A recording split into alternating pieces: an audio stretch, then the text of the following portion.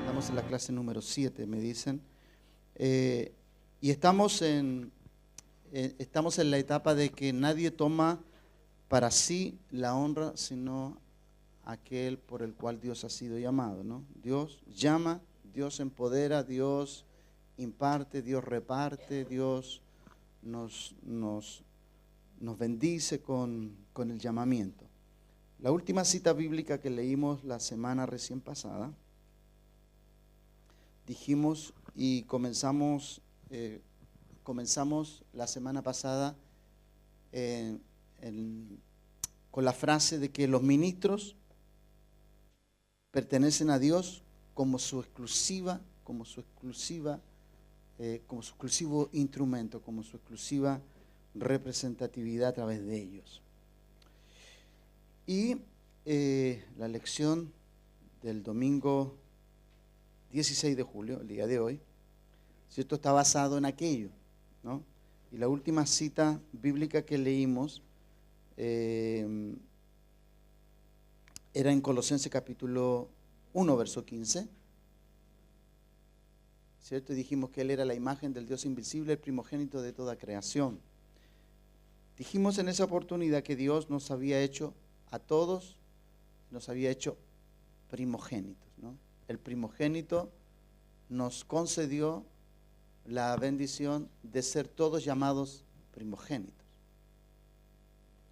Y damos gracias al Señor porque en esa bendición que tenemos de ser llamados primogénitos, Primera de Samuel, vamos a ese Primera de Samuel capítulo 1, verso 26 al 28, ¿no? Hemos estado hablando de lo que implica ser un primogénito.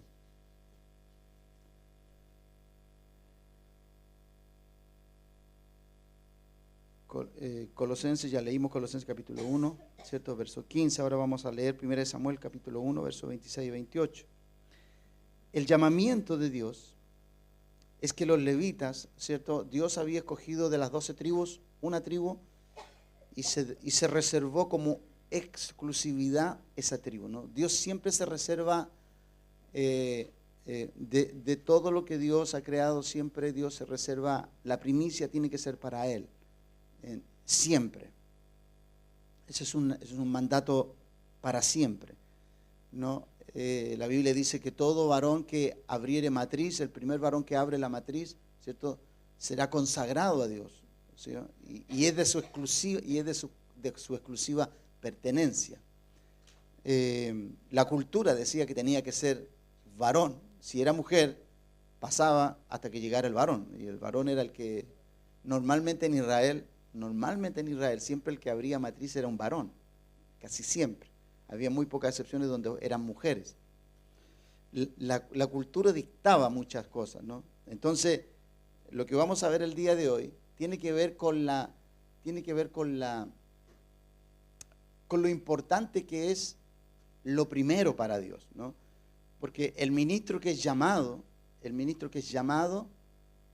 por Dios, tiene que entender que todo lo que ese ministro, todo lo que nosotros hacemos en nuestro llamamiento para el Señor, tiene que ver con la exclusividad que nosotros tenemos para Él. Siempre lo mejor, siempre lo primero.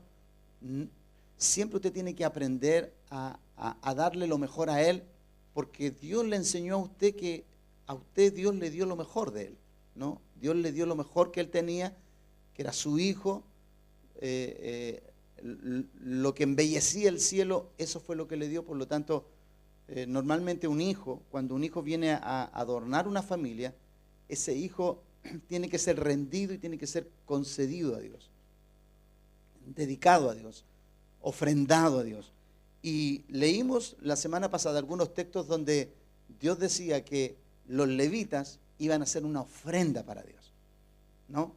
¿Se acuerdan que leímos la semana pasada que iban a hacer una ofrenda para Dios? Por lo tanto, una ofrenda como tal no tiene decisión, es una ofrenda, está regalado. Por lo tanto, esa ofrenda está en manos de aquel que se le dio, que se le otorgó.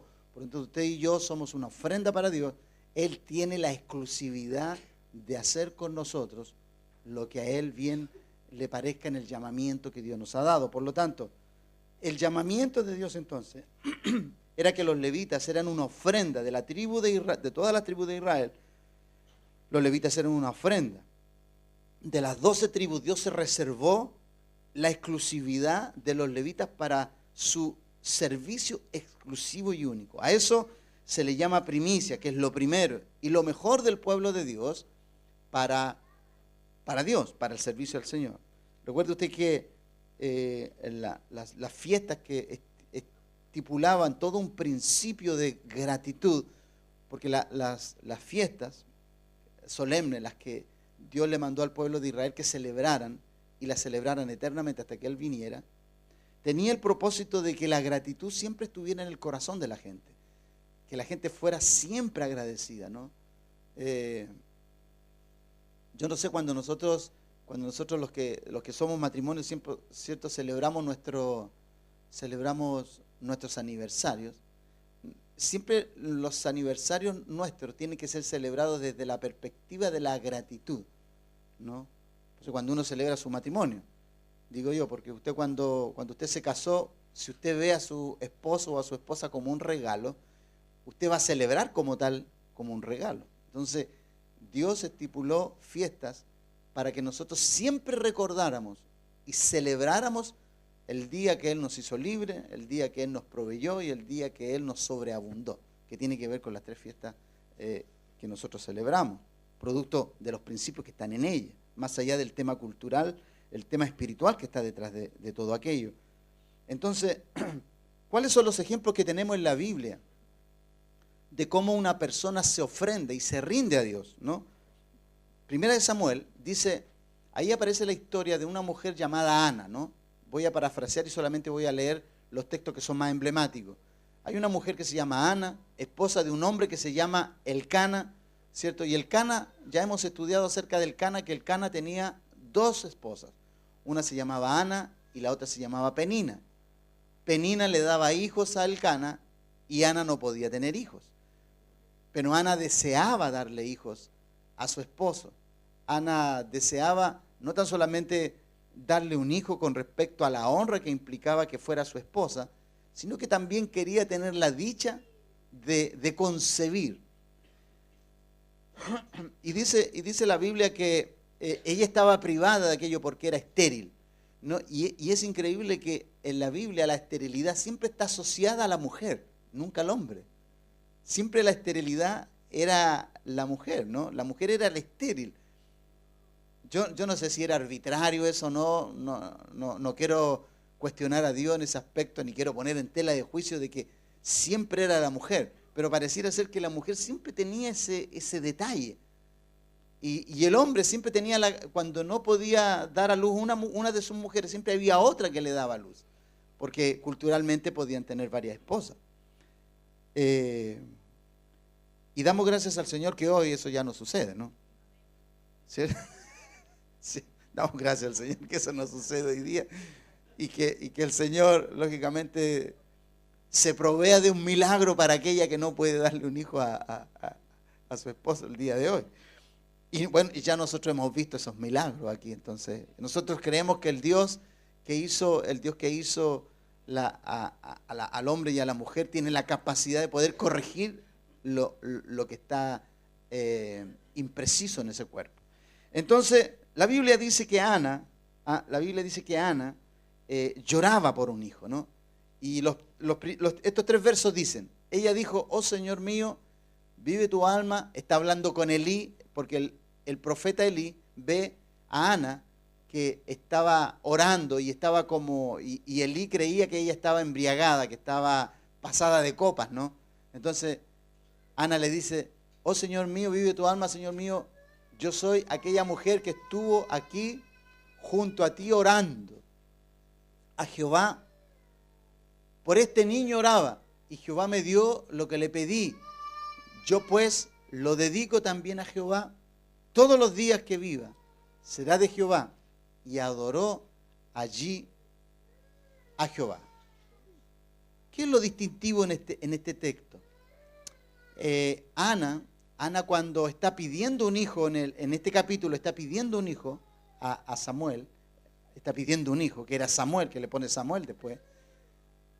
Ana oraba por un hijo y lo único que ella pudo hacer, le dijo, si tú me das un hijo, yo lo dedicaré todos los días de su vida a ti.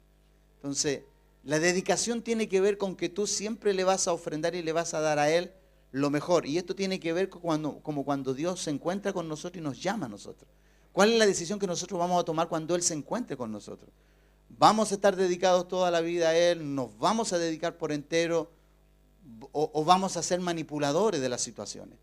Entonces, Ana nos enseña aquí un tremendo principio de fidelidad, un tremendo principio de desprendimiento maternal. Nos enseña un tremendo principio de honra hacia el Dios que le concedió ser madre. Entonces, ¿qué es lo que aprendemos nosotros de esto? La fidelidad de las promesas hechas a Dios. El ejemplo de Ana no solamente se ve la gloria de Dios manifestada sobre una mujer que era estéril, sino que se ve también la naturaleza honrosa de una mujer que cuando se le concedió tener un hijo, se desprendió de él sin tener miramientos, sin tener reparos, porque lo único que ella quería era honrar a Dios con ese hijo. Entonces, ¿qué es lo que nosotros vemos aquí? El llamamiento de Dios tiene que ver en cómo tú te paras delante del Señor cuando Él te llama a ser su siervo. En esta estación en la cual nosotros vivimos, nosotros ya no tenemos la calidad de siervo que teníamos en el antiguo pacto. Hoy, en el nuevo pacto, somos llamados hijos. Y eso, lógicamente, que hace una tremenda diferencia en lo que representamos hoy. Entonces, Ana aquí en este texto, ¿cierto?, manifiesta esa conducta, ¿no? Es una mujer que más allá de ser una sierva necesitada, ¿cierto?, es una mujer que ofrenda a su hijo con el único propósito de honrar a Dios. Ahora, una ofrenda para Dios, ¿cierto?, significa que algo fue dedicado a Él y Él puede disponer de ello cuando Él quiera, como quiera, y porque de su propiedad. Y Él definirá dónde y cómo lo usa con respecto al llamado en particular que tendrá. Y eso fue lo que Dios hizo con Samuel, ¿no? Porque Ana, imagínese usted, una mujer que lo único que quería era tener un hijo, después a los 3 años llega el tiempo del destete y lo tiene que llevar al templo y desprenderse de ese hijo. ¿Usted sabe lo que implica para una mujer eso? Tenerlo 3 años, mamando ahí, Dios mío, ahí apapachado en su seno, y después lo tiene que ir a dejar al templo. Imagínense toda esta figura. El templo en aquel tiempo, en el tiempo de Elí, el templo estaba sumamente cuestionado. ¿Por qué? Porque los que servían en el altar eran muy corruptos, porque ahí estaban los hijos de Elí. Imagínense, Ana, sabiendo que estaba todo ese ambiente y toda esa escena en ese lugar, ella va y cumple su promesa, creyendo, confiando en que Dios va a honrar a ese hijo. Y de hecho lo honró, porque de ahí viene el ejercicio del profeta Samuel. Entonces,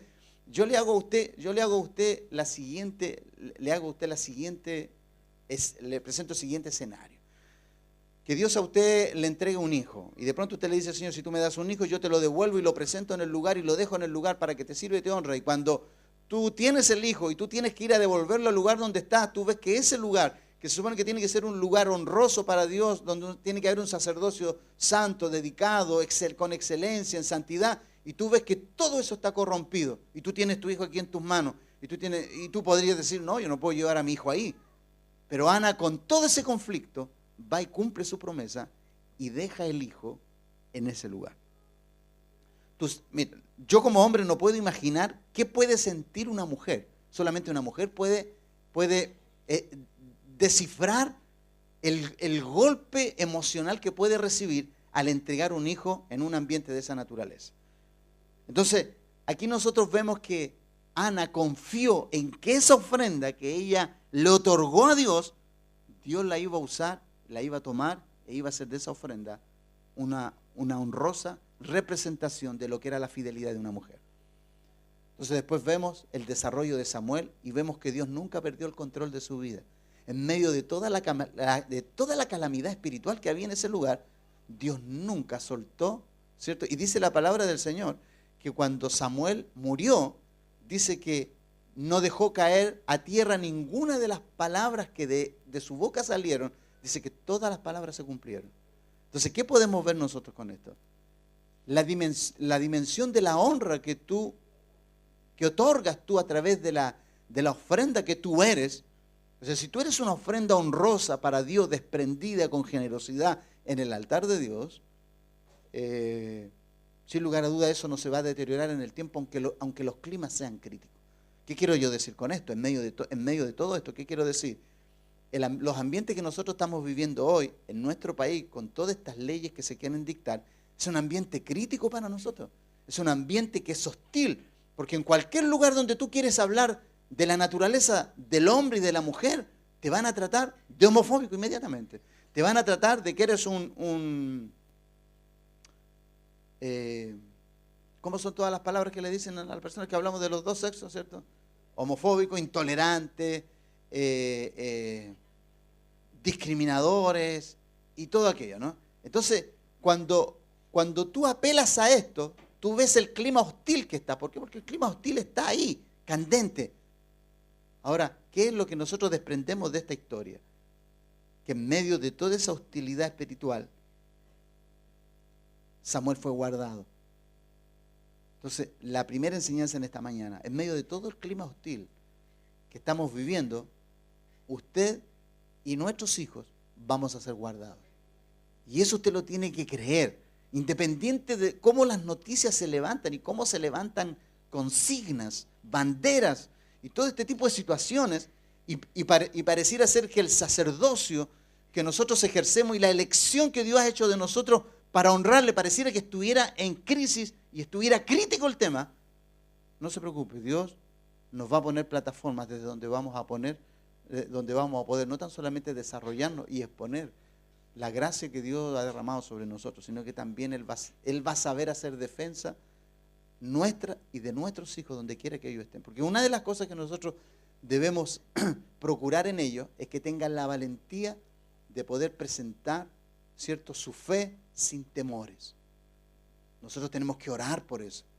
Y de la misma forma que yo imagino que Ana tiene que haber clamado y gemido por su hijo en medio de ese clima espiritual hostil en los tiempos de Elí, donde la casa del Señor estaba por tierra espiritualmente, estaban los muros de los templos erigidos y estaba el templo ahí visible, pero la casa del Señor como tal, la espiritual, estaba derribada.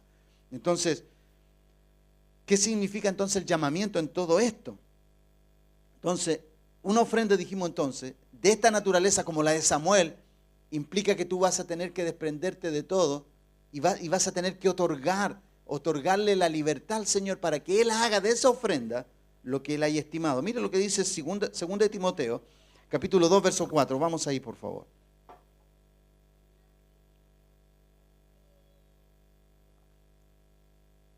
2 de Timoteo, capítulo 2, verso 4. Dice el apóstol Pablo, lo expresa en una forma muy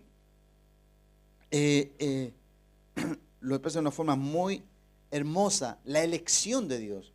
Porque cuando usted ve a Samuel, cuando usted ve este ministro ofrendado a Dios, usted ve que es un ministro que no tiene nada que ver con las conductas espirituales ni las conductas gubernamentales que hubieron en aquel tiempo. Porque en el tiempo de Samuel no tan solamente había crisis a nivel espiritual, sino que también había crisis a nivel gubernamental, porque en el tiempo de Samuel gobernaba Saúl. Entonces imagínense usted la crisis que había en la cual se desenvolvió este varón, fue tremenda, fue crítico. Entonces el apóstol Pablo, haciendo un énfasis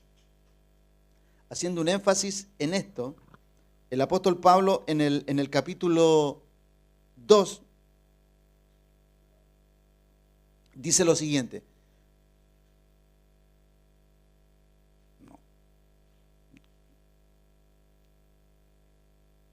No, es ese. Ahí sí. Ese sí. 4. Parece que vamos a tener que conversar con los de computación, ¿no? Dice, porque ninguno que milita se enreda en los negocios de la vida a fin de agradar a aquel que lo tomó por soldado, ¿no? Este texto es tan determinante para nosotros, los que somos ministros, para usted y para mí. Porque esto no es solamente para un ministro que ejerce una función ministerial dentro de una casa, sino que también para aquel que es hijo, ¿no? Cuando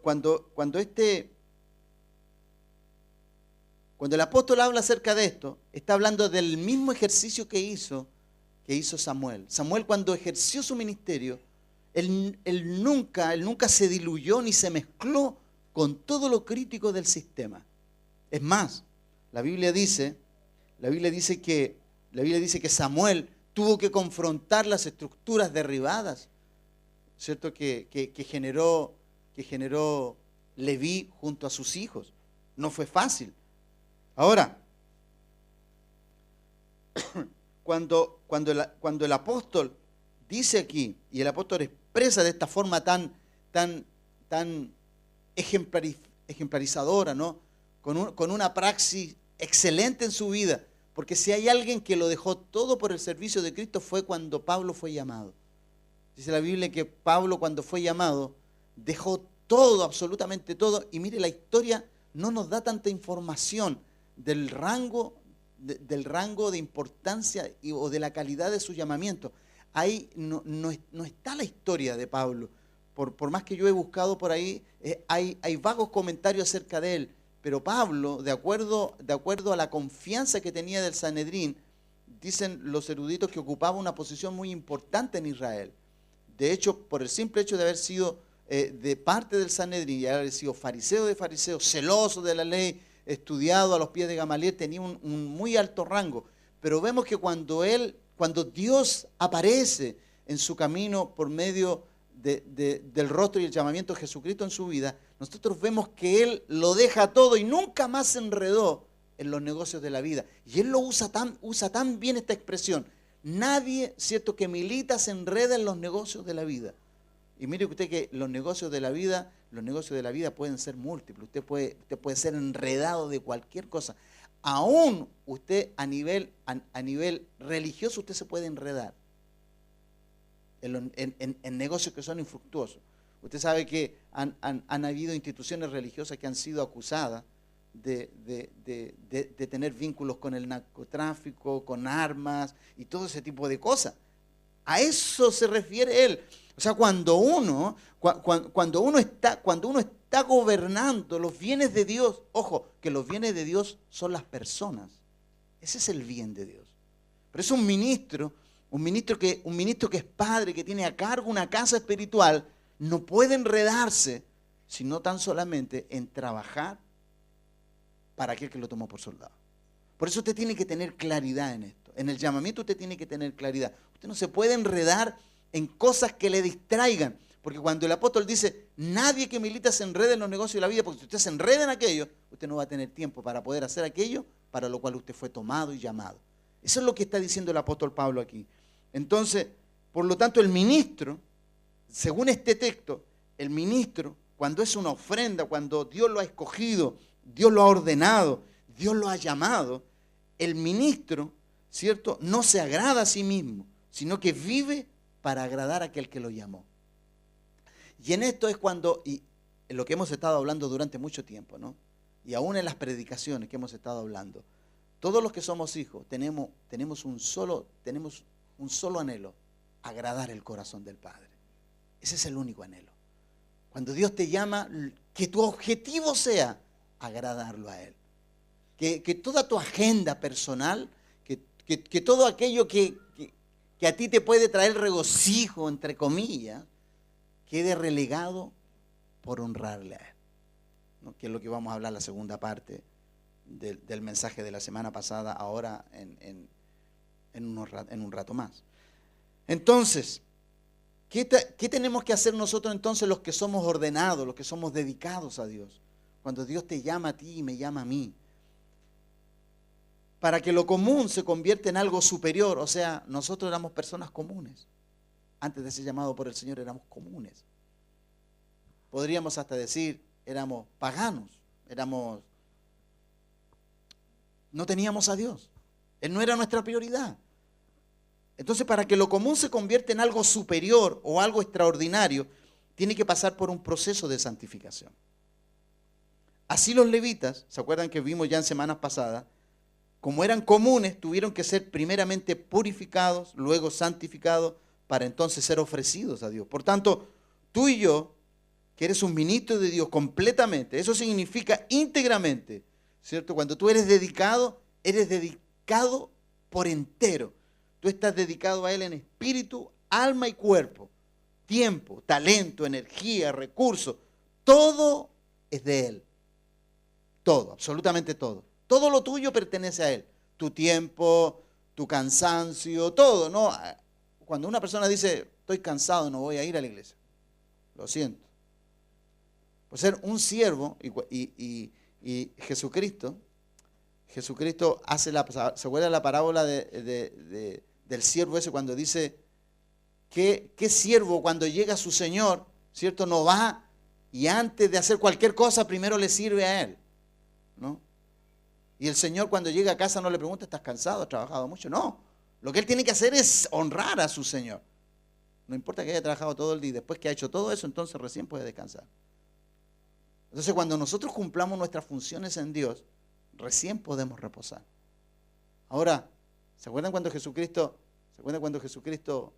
en el capítulo 4 de Juan, dice la Biblia que estaban cansados y los discípulos fueron a comprar algo, fueron a la ciudad a comprar algo, y ahí fue cuando se encontró Jesucristo con la mujer samaritana. Y comenzaron a conversar y todo. Y los discípulos trajeron que comer, ¿no? Entonces Jesucristo le dice, come, Señor, aquí nosotros trajimos todo, ¿no? Y el Señor le dice, mi comida y mi bebida es que yo haga la voluntad del que me envió. Entonces de pronto, usted sabe que nosotros los seres humanos somos buenos para reclamar nuestro tiempo.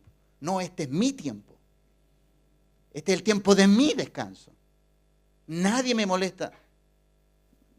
Entonces, cuando tú piensas así, lo primero que tú tienes que pensar, Señor, tú me llamaste y me llamaste a ser tu siervo, pero más que ser tu siervo, me llamaste a ser tu hijo, tu hija. Y eso tiene que tener preponderancia en la elección que Dios ha hecho de usted. Entonces, de pronto hay algunas cosas que entran en conflicto con uno, ¿no? Sobre todo cuando uno está enredado en tantas relaciones, cuando uno está enredado en tantas situaciones, y uno tiene más tiempo para otras cosas que para honrar a Dios, obviamente uno entra en conflicto con Dios. Pero esta frase que nosotros dijimos aquí, ¿cierto? El ministro, por tanto, ¿cierto? Es completamente de Dios. Y eso significa íntegramente. Todo. Espíritu, alma y cuerpo. Ahora, vamos a apelar a lo que dice el predicador. Para todo hay tiempo. Amén, también, ¿no? Para los que estén complicados, para todo hay tiempo. Hay tiempo de amar, dice, y tiempo de odiar, tiempo de tirar piedra, de abstenerse de tirar piedra, tiempo de comer, tiempo de no comer. Todo eso, ¿no? Para todo hay tiempo. Y Dios nos ha dado esa capacidad de poder saber distribuir y administrar el tiempo que Dios nos da. Pero lo que a Dios le pertenece, no se lo reste. Como dijo Jesucristo en una oportunidad, ¿no? ¿Se acuerdan cuando tenían que entrar a la ciudad? Él dijo, dale al César, ya dáselo. Si tienes que trabajar, trabaja, ok. Dale a César lo que es de César. Pero dale a Dios lo que es de Dios. Entonces, en el ministerio, cuando Dios nos llama, nosotros debemos entender algo muy importante en el llamado, ¿no? Y aunque somos esposos, algunas son esposas, padres, madres, pastores, pastoras, todos nosotros servimos a los santos de la iglesia. Todos, de una u otra manera, servimos en un área. Nosotros los pastores servimos en un área. Usted como parte de esta iglesia sirve en otra área. Todos servimos unos a otros en diferentes lugares. Nosotros le servimos a la iglesia, ¿cierto? La iglesia se nutre de nuestro servicio. Pero usted nunca debe olvidar que usted no le pertenece a la iglesia, usted le pertenece a Dios. Porque muchas personas se pierden en el servicio de la iglesia y pierden la propiedad que Dios tiene de usted en medio de la iglesia. Entonces, usted se transforma en un activista y no en una propiedad de Dios que está representándole. Y hay una gran diferencia entre esas dos cosas. Por eso uno tiene que tener mucho cuidado en esto. Cuando un hombre entonces, cuando un hombre está en esta disposición, uno tiene que aprender de los hombres de Dios. Mire, vamos a Éxodo capítulo 32. En el ejercicio de nuestras funciones. Cómo usted va ejerciendo en Dios. Cómo usted se va desarrollando y cómo va honrando su llamamiento. ¿No? Recuerde usted, hay frases que usted de pronto podría pensar de esta manera. Mire, yo voy a servir cuando yo esté en este lugar, ahí yo voy a servir, ¿no? Cuando a mí me escojan para esto, ahí yo me voy a desarrollar. Va a esperar toda la vida, porque no va a llegar nunca ahí. Usted tiene que servir donde nadie le vea, ¿no? Porque hay personas que les gusta servir cuando ya son vistas, ¿no? No, el servicio comienza donde nadie lo ve. Cuando usted nadie lo ve, ahí comienza el servicio, ¿no? Para que Dios a usted lo pueda recompensar en público, no para que Dios a usted después lo premie poniéndolo en un lugar y de pronto digan de usted, ¿y este de dónde salió? Claro, porque ya Dios lo vio que usted hizo su ejercicio donde nadie lo veía y de pronto usted aparece y aparecen las voces disidentes, ¿no? ¿Y a este quién lo llamó? ¿Quién lo puso aquí? Pero no, las personas que dicen eso no saben que Dios ha visto todo su trabajo en los secretos y como ya en los secretos cumplió, ¿cierto? Está capacitado para poder ser proyectado donde todos lo puedan ver. Entonces es una norma de Dios. Ese es un principio que Dios usa para poder honrarnos a nosotros. Entonces, mire lo que aparece aquí. Aquí. Éxodo capítulo 32, verso 31-32. Mire la estirpe, el modelo, el paradigma que es Moisés.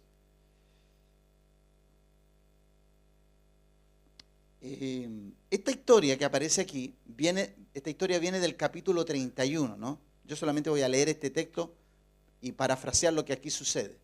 Dice, entonces volvió Moisés a Jehová y dijo, te ruego pues,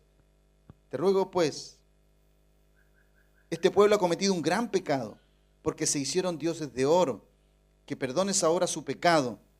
Y si no, mire lo que está diciendo Moisés, y si no, ráeme ahora de tu libro que has escrito. Porque aquí nosotros tenemos que aprender esto. Un ministro del Señor nunca defiende su posición más que aquellos los cuales se les dio para que lideraran o cuidaran o protegieran. Moisés le está diciendo aquí, perdona tu pecado, porque si no lo perdona, ráeme de tu libro. Porque fracasé con ellos. Lo que está diciendo, ¿qué pasa con ellos? Si tú no los perdonas, ¿de qué sirve que yo viva? Si perdí lo que tú pusiste a mi cuidado. Entonces Moisés le dice, porque se hicieron dioses de oro, que perdones ahora su pecado. Si no, ráeme, bórrame de tu libro que has escrito. Entonces, tu ejercicio y mi ejercicio siempre tiene que tener este ingrediente paternal, este ingrediente que aquel que es puesto en un lugar da su vida por aquellas personas a las cuales dirige. Ya esta era la segunda vez que Dios lo pone a prueba a Moisés. ¿Se acuerdan cuando en la rebelión de Coré Dios le dice a Moisés, hazte un lado porque este pueblo lo voy a destruir y te voy a poner sobre gente mejor que esta? Y ahí nuevamente Moisés le dice, no, Señor, no los destruyas. ¿Qué va a decir la gente de ti? Entonces, cuando tú estás siempre cuidando el honor de Dios, pero también estás cuidando el honor de aquellos a los cuales Él te ha puesto a su cuidado, obviamente la grandeza de quien tú eres comienza a expresarse. Aquí nosotros vemos un líder que está negado a sus pretensiones. Aquí nosotros vemos un hombre que está negado a cualquier actitud que lo caracterice a él, más que el cuidado que Él le dio con su gente. Por eso, amado, por ser nosotros los que somos padres, cuando a veces dejamos a la deriva a nuestros hijos, ahí se muestra tu paternidad. Esas exclamaciones que muchas veces los padres tienen, ¿no? Cuando dicen, bueno, yo ya lo crié, él que tome sus decisiones. Entonces, cuando tú notas un liderazgo de esa naturaleza, tu Tú no ves un hombre apasionado por lo que Dios le ha dado. Tú no ves un hombre y una mujer que da su vida por aquello en lo cual Dios lo ha puesto.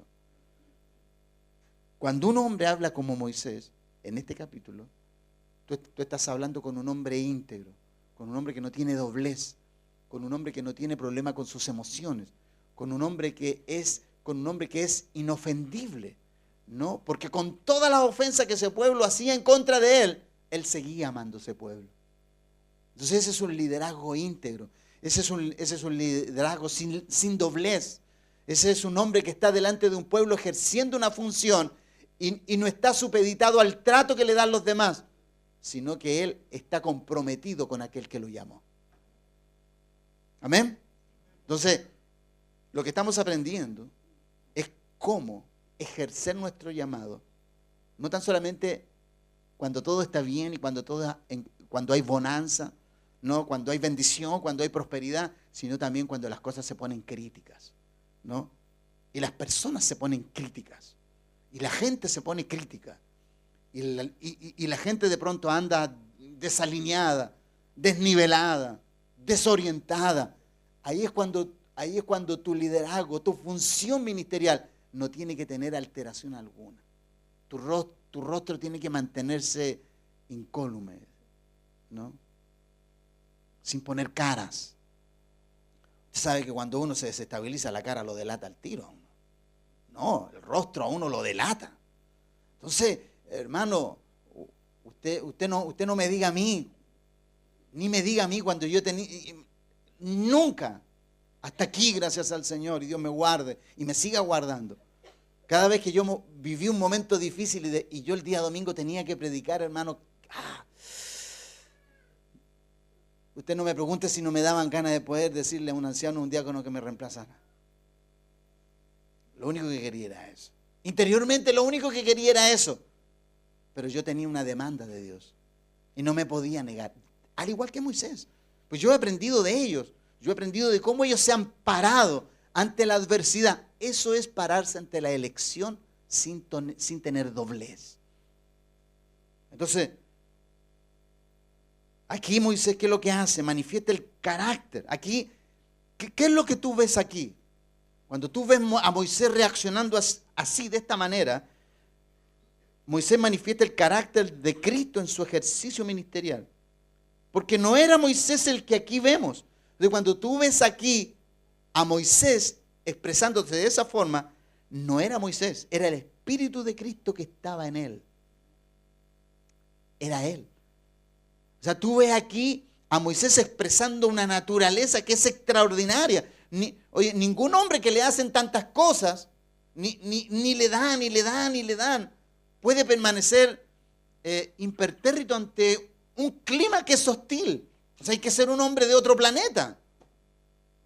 Si no ve nomás tú en el sistema cuando dicen algo de alguien, no pasan 3 minutos y Twitter, ¡pum!, lanza el tweet de la defensa. Porque ustedes saben, los tweets son para defenderse.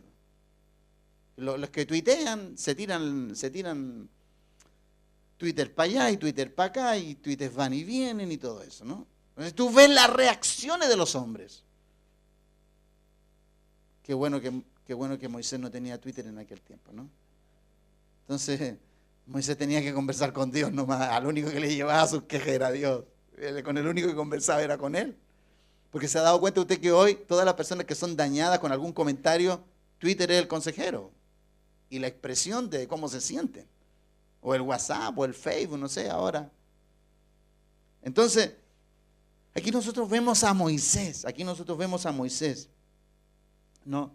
Manifestando el carácter de Cristo que estaba en él. Porque el único que puede interceder por un pueblo duro de servir como lo hacía Moisés, era porque Cristo estaba en él.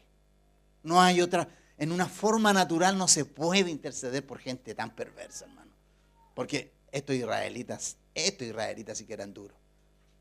Pero lógicamente Dios cultivó el carácter de Moisés. Y Dios amó a este pueblo, ¿no? Eran duros.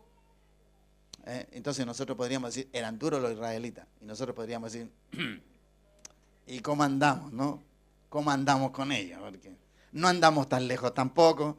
Entonces de pronto nosotros nos podemos admirar de ella y nosotros hacemos una radiografía de cómo a Dios le ha costado también con nosotros. No andamos lejos de eso. Entonces, aquí nosotros vemos a un Moisés, ¿no?, intercediendo, pero era el Espíritu de Cristo en él. Porque solo un hombre con el carácter y la persona de Cristo dentro de su corazón puede hacer lo que Moisés hizo. Eso es imposible. En forma humana eso es imposible. Entonces, la Biblia dice, ¿y por qué establezco esto? Porque Primera de Pedro, vamos ahí, Primera de Pedro capítulo 1, versos 10 y 11, confirma lo que yo le estoy diciendo. ¿Y qué dice? Dice, el perdón, recuerde usted que el perdón es la gracia de Dios que tiene que manifestarse a través de los hombres. O sea, cuando usted y yo, y estas son las plataformas en las cuales usted debe vivir, amado. El mundo tiene que ver a Dios en usted.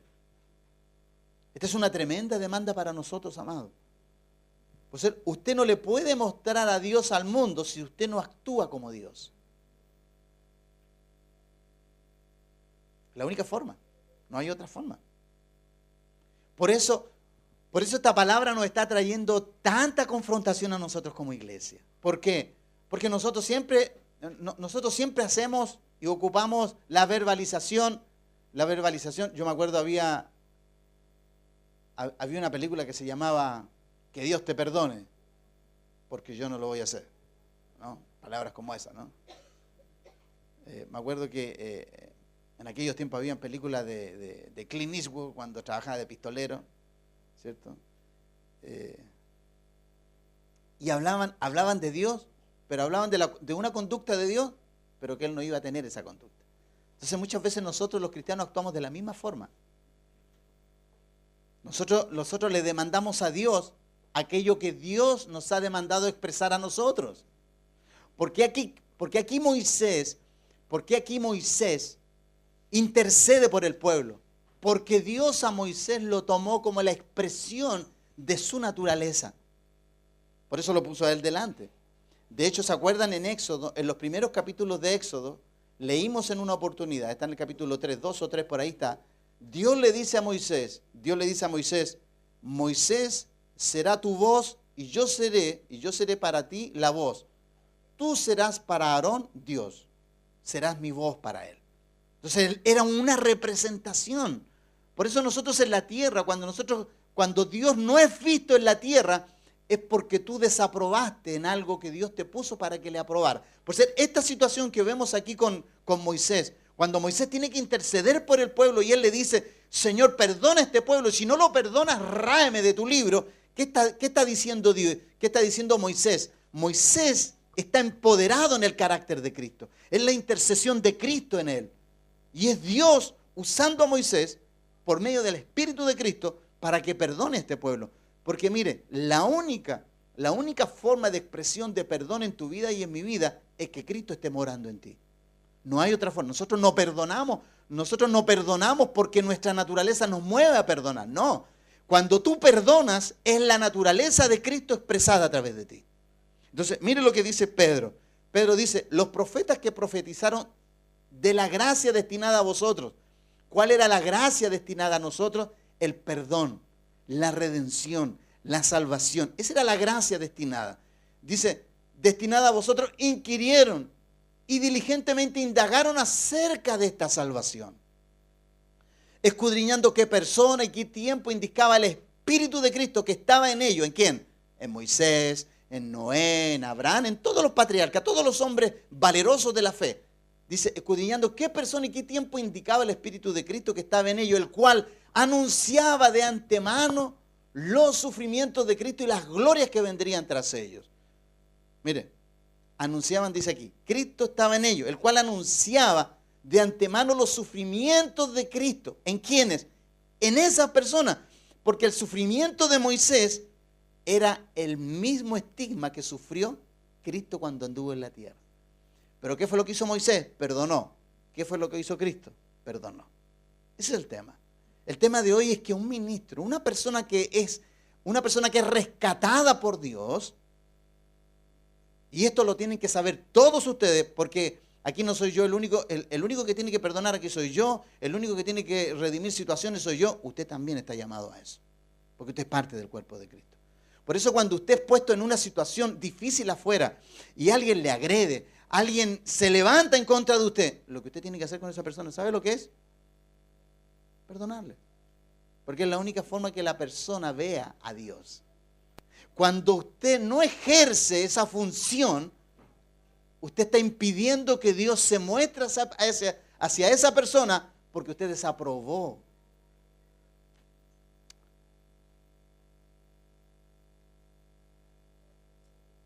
Es difícil. Claro que es difícil. ¿Sabe por qué es difícil?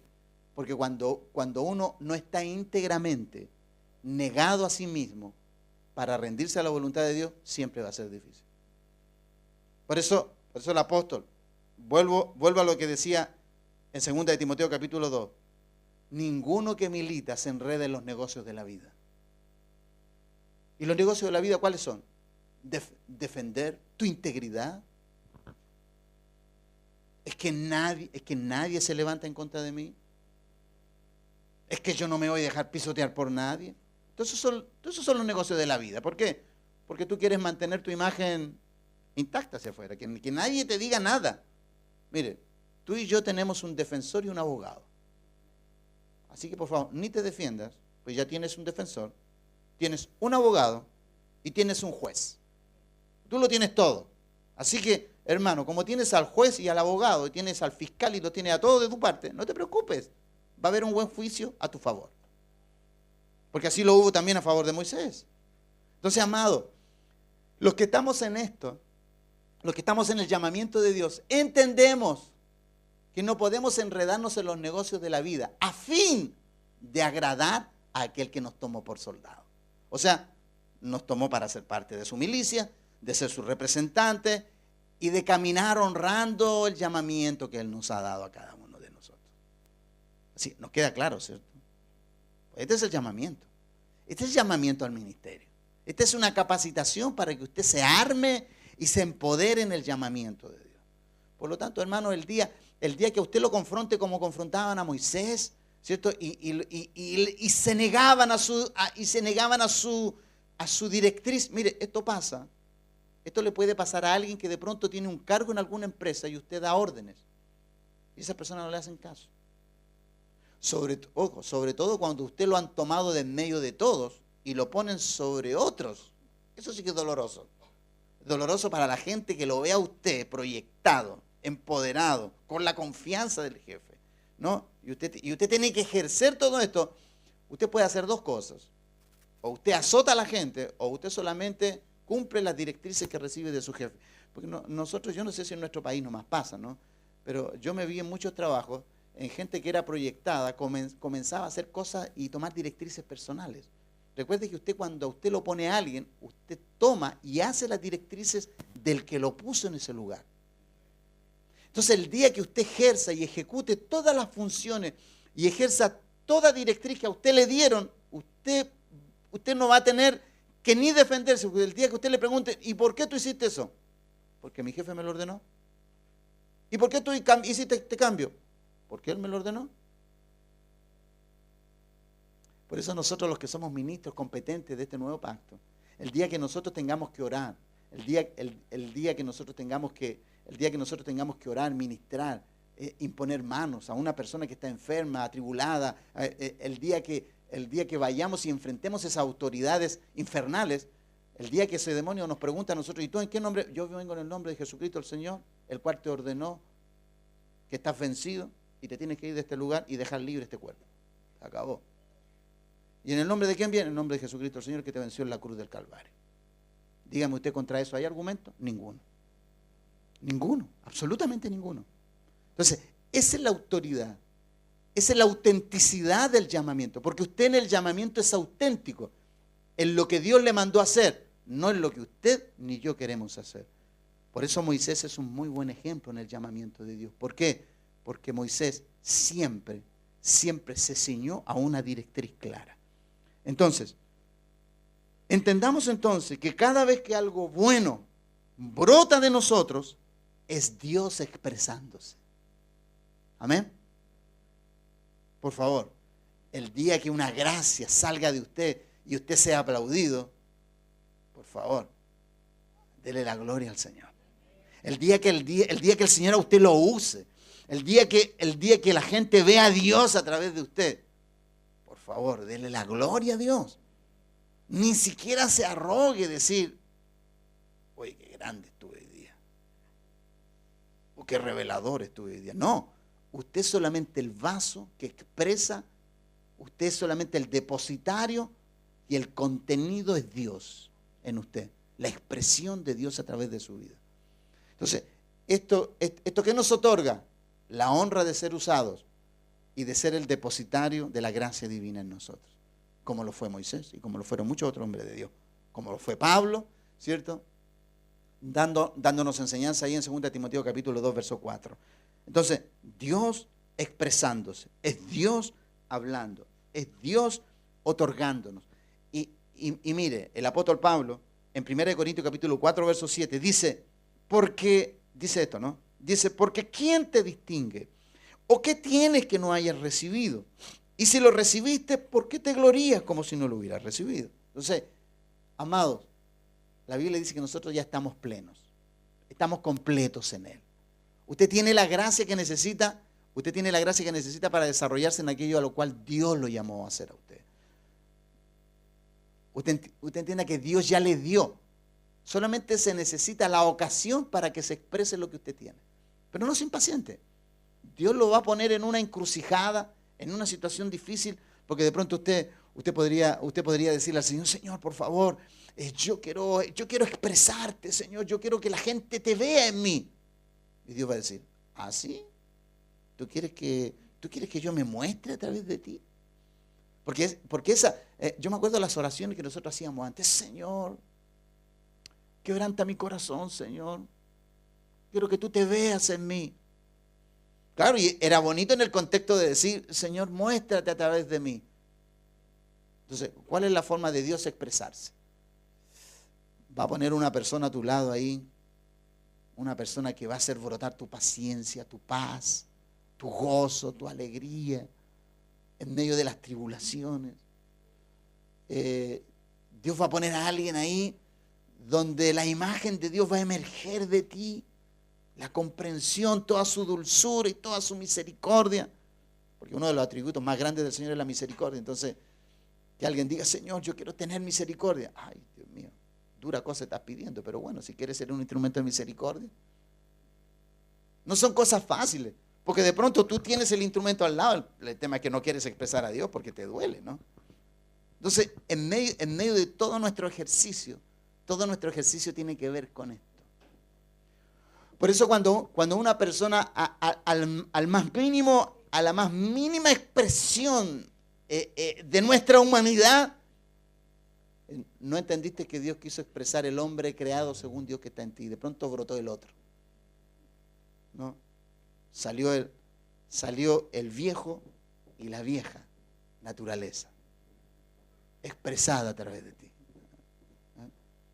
Entonces, no es que Dios no quiera, es que Dios ha puesto muchas situaciones en tu vida y en mi vida. Mire, hermano, cuando yo doy gracias al Señor, hermano, que Dios a mí me ha hecho reprobar muchas veces, en muchas situaciones. Y qué bueno, porque eso a mí me libera de la jactancia. De pronto sucumbir ante una situación que sea mínima y que gloria al Señor que no es desastrosa, pero interiormente tú te viste incomodado, tú percibiste sentimientos asesinos espiritualmente hablando. Y tú lo único que querías era pescar a esa persona del cuello y que la lengua le saliera 2 metros hacia afuera. Entonces de pronto cuando tú te ves en esa situación, pero venciste por fuera, pero por dentro reprimiste a esa persona, venciste en parte porque interiormente sucumbiste porque las ganas las tuviste. El tema es que no lo pudiste concretar. Entonces cuando a nosotros Dios nos pone en esas situaciones es porque Él quiere manifestar toda esa persona de Cristo en ti. Porque para eso fuimos escogidos, amados. Nosotros no fuimos nos fuimos escogidos, amados, para estar en medio de cuatro paredes, cantar, ¿cierto? Adorar, saltar y llorar aquí y después salir afuera y hacer lo que queremos. No, todo aquello en lo cual Dios te empodera en este lugar, tienes que expresarlo en tu trabajo, en la universidad, en cualquier lugar donde tú vas, donde tú te desarrolles, en tu casa, en tu familia, con todo aquello. Ahí es donde la expresión de Dios, de todo el trato de Dios, con el cual Dios te comienza a forjar, son esos los lugares donde tú tienes que expresarlo. Es Dios a través de ti. Son sus manos, son su amor, son la expresión gubernamental que Dios a ti te ha dado en el poder y la gracia en la cual nos ha puesto para ser embajadores del Señor en esta tierra. Amén. Damos gracias al Señor el día de hoy por esta enseñanza. Amén. Porque creemos, amado, que vamos a aprobar. Día a día vamos a aprobar. Y vamos a ir sacándonos cada día mejor nota.